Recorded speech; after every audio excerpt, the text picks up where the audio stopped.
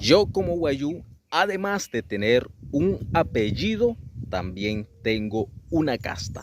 Ahora bien, si tu mamá es Wayuu y se casó con un hombre Wayuu, entonces tú eres Wayuu.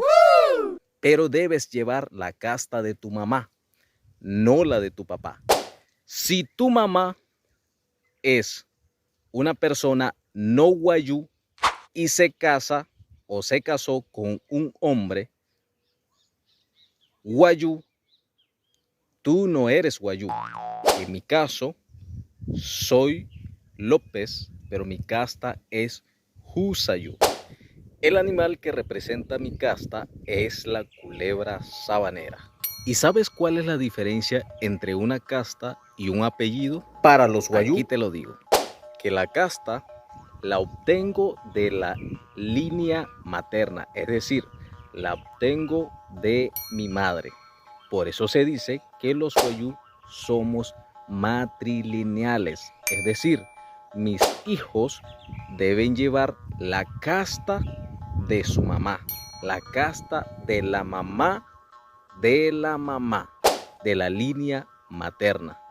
Yo llevo o yo heredo la casta de mi mamá y no la de mi papá. Mi mamá se casó con un hombre de casta sapuana.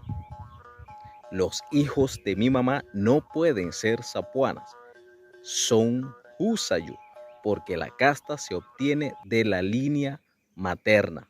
Pueden tener un apellido, pero culturalmente deben llevar la casta de la madre. El apellido.